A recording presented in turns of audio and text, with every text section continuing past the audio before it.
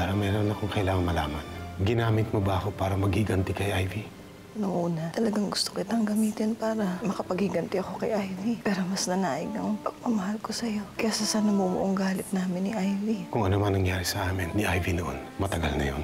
Nakahanap na ang puso ko na ibang mamahalin. At ikaw ngayon, nandito lang ako. At hindi kita iiwan. Alam ko, nag-promise ako noon na hindi ko na siya kikilalanin bilang tatay. Pero hindi ko alam yung nararamdaman ko eh. Galit ako pero natutuwa ako. Mahal, bakit? Siyempre, lalong titindi yung amoy ni Nanay at si Mami Ivy. Baka pag-agawan pa nila si Tito Alfred. Sino ba pinakasalan? Di ba ikaw? Ikaw, legal wife. Yun nga, kinakabahan ako. Alam ko na nagkaroon ng relasyon silang dalawa nung araw. At alam ko na mahal ni Sir Nelson si Ivy. Gusto ko mag-donate ng bone marrow para kay 30. Talaga? Pero there's a catch. Gusto kong kilalanin ako ni 30 bilang ama din. That means gusto ko ng equal rights as a father. Para kung gaganti ka, huwag mo naman dami yung bata, please. Yung bata, gagaling yun. Pero dapat tayong dalawa yung kilalaning tatay. Gumagawa lang naman ng paraan para mapalapit siya sa'yo. Baka naman kasi tama din si Santi. Rachel, ano pa pinagsasabi mo? Isipin mo, I get to keep you and masisave natin si Baby 30. Tol, paano kung si Rachel talaga yung may gustong tumanggap ng ano kay Santi? Paano kung may gusto pa siya sa gunggong na yun? Para alam mo, hindi naman maging desisyon sa Rachel, hindi ko alam eh. Rachel, hindi na magpapaligoy-ligoy pa. Just for once, right now, let's set all our differences aside. If you really care about him, you would take my offer. Lahat naman tayo gusto gumaling si 30, right? So we're gonna take the offer or not? Rachel told me na nakita sila ni Santi behind your back. Ano? Meron na yata silang napag-usapan na deal. Ayun, tinanggap niya na yung alok ni Santi. Saan ako pa talaga unang malalaman? So balak mo itago sa akin? Hindi naman sa ganun. Eh, kaso alam ko naman kasi hindi ka papayag. Rachel, sana naman iniisip mo muna ako, di ba? Ginawa ko yun para kay 30. Dahil kung hindi dahil kay Santi, mamamatay siya. Ano, uunahin ko pa yung pride mo kaysa sa kaligtasan ng anak natin? Iniisip mo pa rin ba si Rachel? Bakit di mo pa kasi siya lapitan? Dami na nangyayari sa kanya eh. Hindi ako nagdagdagan ng problema niya. Kaya nga kausapin mo na siya. Ikaw rin. Baka wala ka ng balikan. You owe me big time. Maraming salamat sa pag-donate, ha? Lumabas naman tayo minsan. Just the two of us. Like the old times, like. Akala ko hindi ka pupunta. Gusto ko kasi magbigay ng suporta sa'yo. Gusto ko humingi ng sorry. May kasalanan din naman ako eh. Promise ko sa'yo. Simula ngayon, no more secrets between the two of us. Pinagmukha nila akong tanga. Akala ko may chance na ako kay Rachel, pero ginamit lang pala niya ako. Kaya kunin mo na si Baby 30. If you have to get him by force, gawin mo. Mahal, salamat sa pagiging understanding, ha? Basta para sa inyo ni Baby.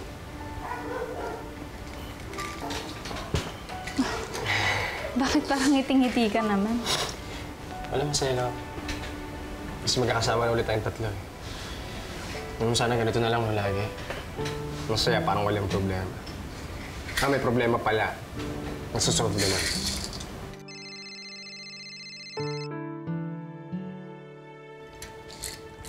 Hello? Sige po, pupunta na kami dyan. Sino? Police station, may bago na daw lead kay Mami. Yaya, bantay mo muna si 30, ha? Babalik din kami kaagad.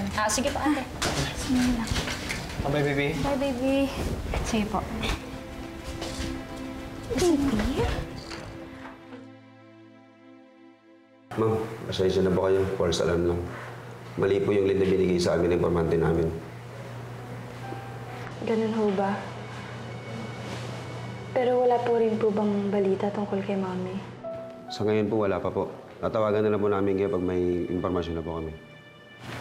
Rachel, nahanapin natin yung mami mo, ha? Sige po, salamat po. Sige po. Junior, Tito Alfred, anong ginagawa niyo dito? nakibalita sana tungkol kay Ivy. Rachel, kaya ba tayo mag-usap sandali?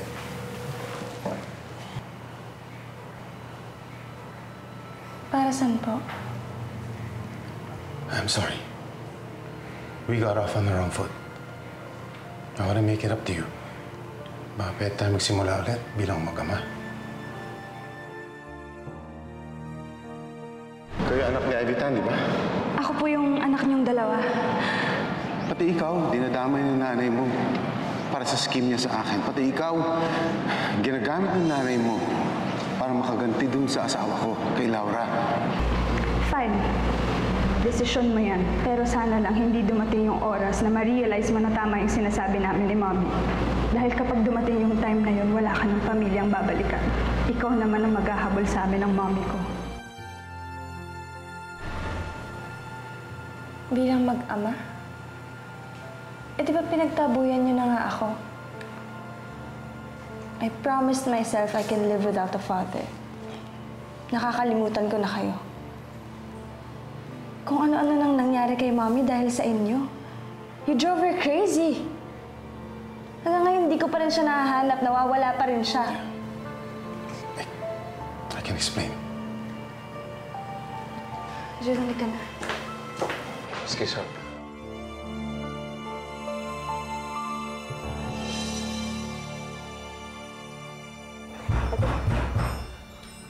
Sandali lang po.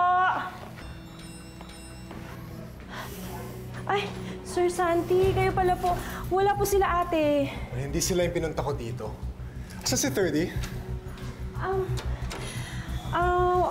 Sir Santi, pwede pong hintayin na lang po niyo sila ate. Back off! Back off! No! Sir Santi, parang awa niyo na. Please po, huwag niyo po pagkalaman si Baby 30. Parang awa niyo na po, huwag niyo po pagkalaman si Baby 30. Please po, please. Huwag po, Sir Santi. Parang awa niyo na po. Huwag niyo po kunin kasi. Rachel, hindi mo talaga kakausapin si Tito Alfred? Eh, pwede ba nang hindi mo naman siya patawarin agad eh?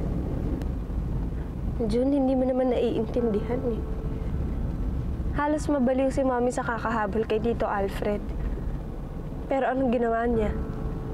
Pinagtabuyan niya, di ba? Eh, hindi ko tuloy alam kung nasan si Mommy.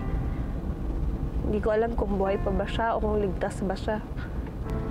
Rachel, naintindihan ko naman eh. Kung sa akin lang, sana bigyan mo man lang siya ng second chance. May pagkakataon ka nang makasama siya eh. Ako nga, naingit sa inyo. Buti pa yung dati mo, buhay pa. June, let's not talk about this.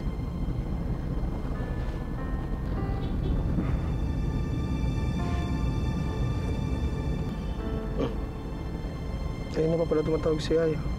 Bakit kaya? Out of coverage. Halika na, umuwi na tayo. Baka napano si Baby 30.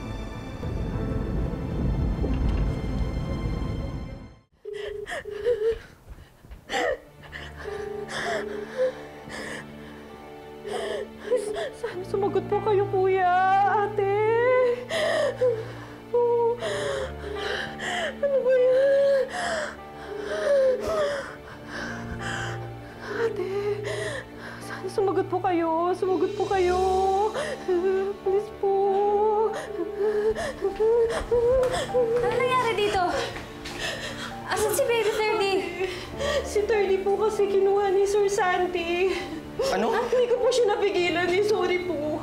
Sorry po talaga, kuya. Kaya ba't mo naman hinayaan kunin niya yung anak namin? Sorry po. Hindi ko po napigilan. Tatawagan ko si Santi.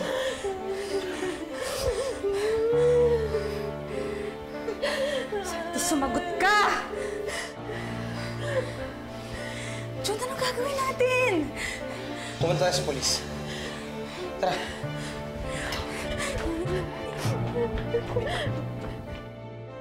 Wala pa rin po ba kayong balita tungkol kay Ivy?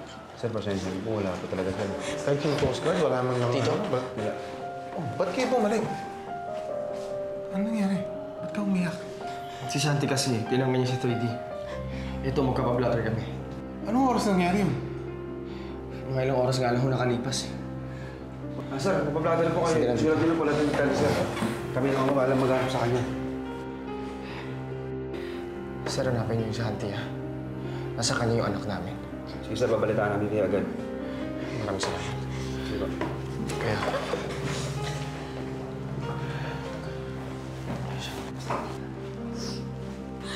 Jun, baka kung anong gawin ni Santi kay 30. Rachel, hindi ko hayaang mangyari yan. Pangako ko yan sa'yo. Teka, alam niyo ba saan nakatira yun? Puntahan natin, baka hindi pa nakakalayo yun. Halika na, halika na. Boss, ah. Mahal, paano kung wala na dun si Santi? Paano kung nakaalis na siya? Mahal naman babawi natin si Ferdy, ha? Nangako ko sa'yo, poprotektahan ko yung anak natin. Kinukuha na ba talaga nila sa atin si Ferdy? Yung una nagkasakit siya, tapos ngayon ito naman. Parusa ko ba to dahil hindi ako mabuting ina? Mahal ka nga nagsasalita ng ganyan. Mabuti kang ina kay Ferdy, ha?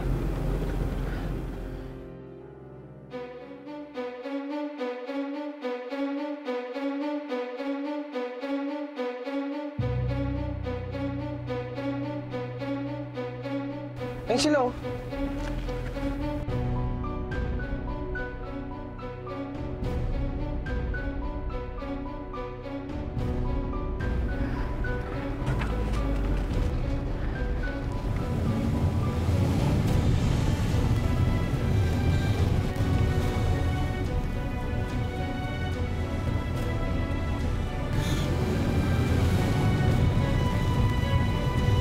Jun!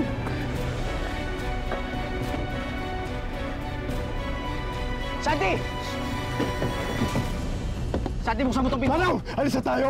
Santi, buksan mo itong pinto! Bilis! Manong! Bilis! Bilis! Tayo mo! Bilis! Junior! Sakay na! Dali! Bilisan mo, bilisan mo!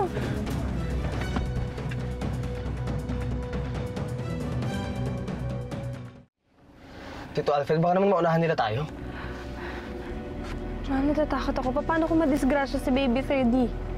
Mananagot yan sa akin si Santi pag nangyari yun.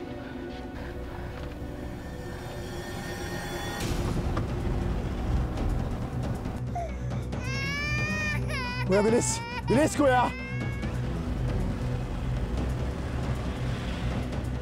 Bilisan mo! Bilis!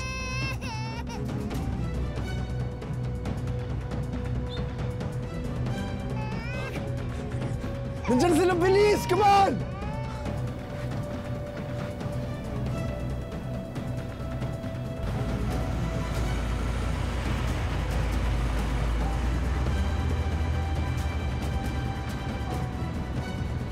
Dito ba tayo nandito?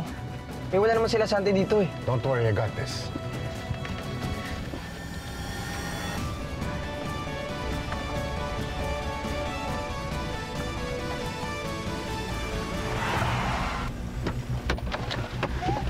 Jun! Santi si Turkey!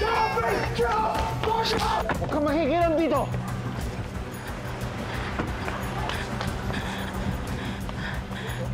Santi! Pare, sumuko ka na. Huwag kang lalapit.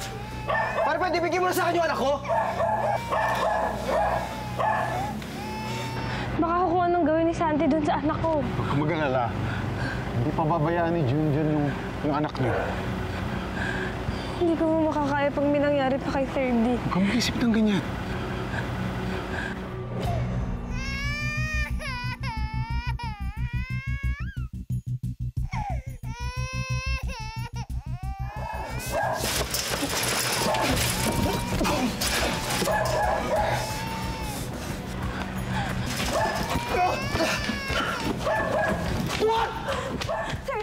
Ferdy, nasaktan ba siya? Hindi naman po.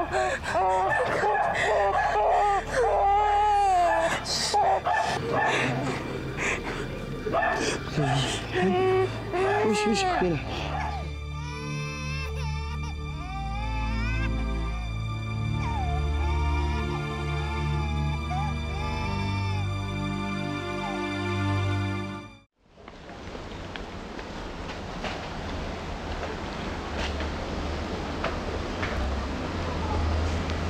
Gusto ko lang po mag-thank you sana sa inyo.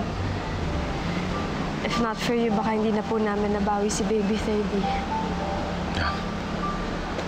Hindi mo kailangang magpasalamat sa akin. That's the least I can do.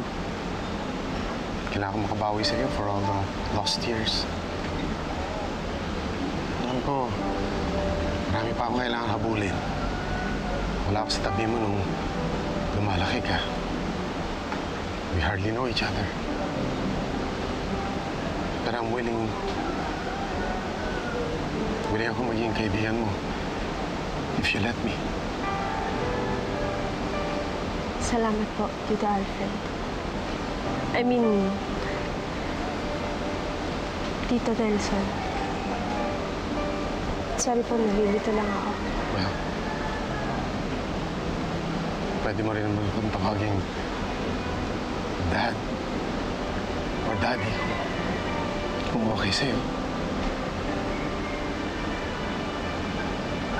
I'd like that. Daddy.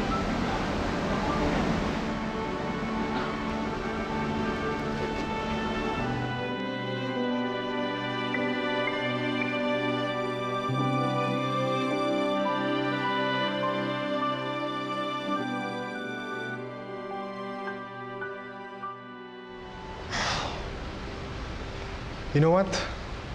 Sinusunod ko naman yung payo mo. But it seems like all my efforts are for nothing. Ako pa rin ang dehado. Eh kasi nga, hindi ka malinis magtrabaho. Sunggab ka lang ng sunggab. Basta ayoko na. Look what you got me into. Nasapak ako sa muka. Okay, fine. Huwag ka na mag-alala. Okay, let me take it from here. I'll do your dirty work. Ako na maghahanap ng paraan para maghiwalay si Rachel at June.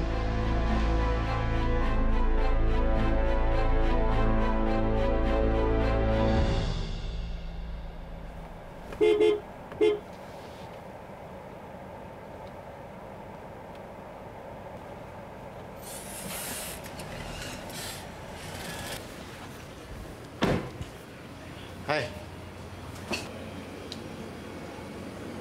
Saan ka ba nanggaling? Ano ba nangyari sa'yo? Oo nga eh. Hindi, hinabol namin kanina si Santi. Tinangay niya kasi si Baby 30 eh. Ano? Nasaan siya ngayon? Okay na siya. Nabawi na namin siya. Ba't parang masaya ka pa ngayon?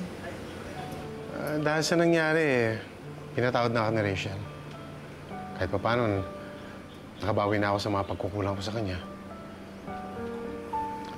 Nakapag-connect na rin ako sa anak ko. At tinanggap niya na ako bilang ama niya.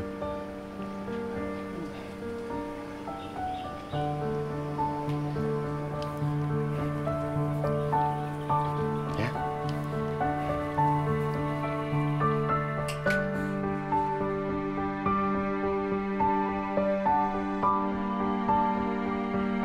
Salamat sa concern niyo, ha. Okay na si Baby 30, nagpapahinga na. Exciting pala nangyayari, no? Parang action movie, may car chase. Pare, ano masaya doon? Munti ka mapahamak yung anak namin. Hindi mo lang naman. Eh, anong gagawin mo kay Santi? Papakulong niyo? Hindi na. Basta di na siya makakalapit kay 30. Nag-file na kami ng restraining order. Well, I'm glad that's all over. Masaya ako naligtas na si Baby 30. Hello? Sige po, pupunta na kami dyan. Baby. Sino yan? Yung hospital, urgent matter daw eh. Hatid ko na kayo.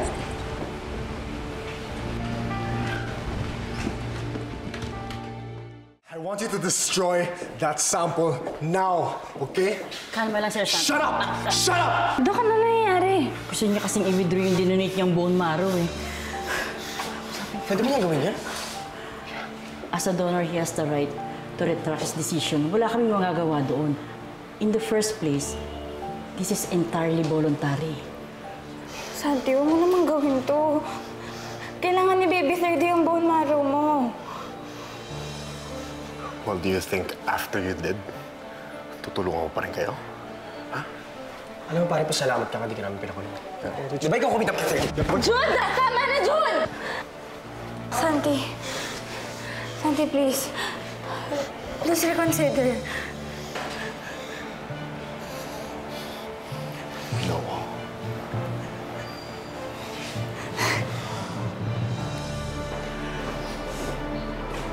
I'm sorry, Mrs. Mauna na.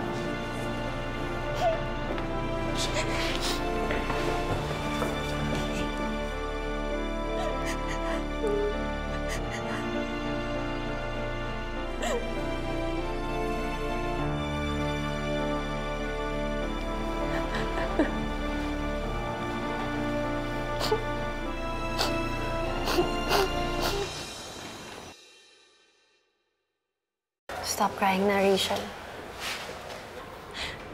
For sure, hindi na magdodonate yun si Santi. Not after everything that has happened.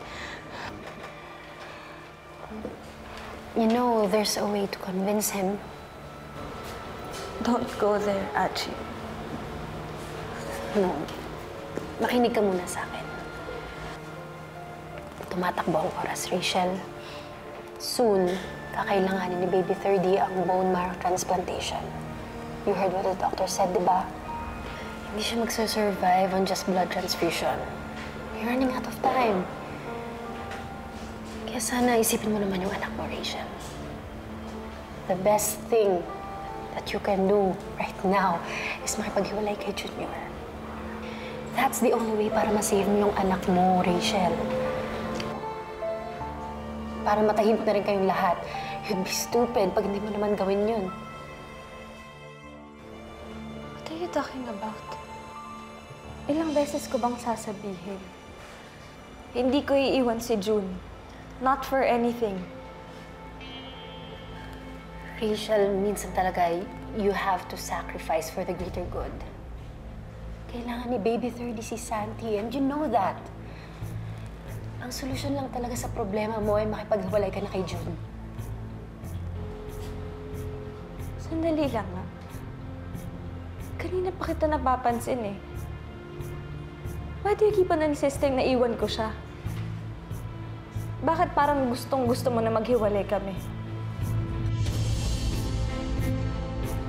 Tol, huwag ka nang malungkot. Alam namang di mo kilala si Rachel, oh. Siyempre, hindi ka susukuan. Tol, siyempre alam ko naman yun, eh. Nainis kasi ako sa sarili ko. Tol, wala man akong magawa para kay 30. Tol, ginagawa mo naman lahat ng makakaya mo, eh. Alam mo, naguguluhan na nga ako sa sitwasyon namin. Naguguluhan na nga ako.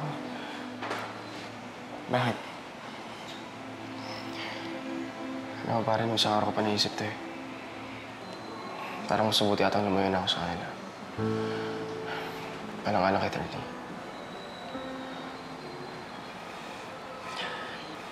Tol, alam ko, ayaw mo sa akin na maririnig to, ah. Pero, tingin ko yung the best na kaya mong gawin yun, eh. Palayo-layo ka muna. Pero, siyempre, Tol, decision mo yan. Ano ba namang alam ko sa buhay mag-asawa? Hindi, Tol, alam mo, tama ka, eh. Mas maganda na atang lumayo na ako sa kanila. Eh, ano gagawin mo? Alam mo, di papayagin si Rachel. Ewan. Basta gagawa ko ng paraan pa sa lumayo siya sa akin.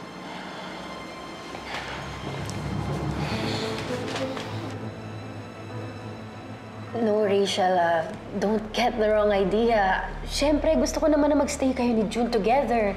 Pero iniisip ko lang naman si Baby 30. Actually, si June lang yun nandun para sa akin nung down na down ako.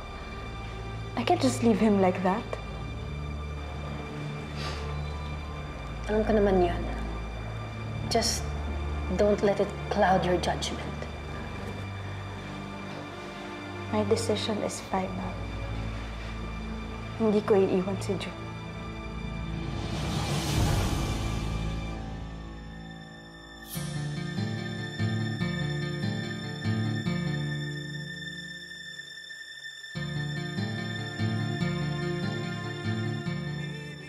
So what's your next great idea?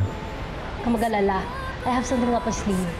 Hindi ako titigil until I see Rachel's marriage crumble. Ako lang naman umakaw dyan. Tsaka mas kailangan niyo ng totoong tatay mo. Ano gusto mong mangyari? Ano? Sabihin mo! Rachel, mag-iwalay na tayo. Sumama ka na kay Santi. Tama yung ginawa mo, anak. Ipaubaya mo na lang si Rachel kay Santi. Bumalik ka na lang sa totoo mong pamilya. Alam mo, miss na rin kita, eh. June! June! May dala akong pagkain. Achi?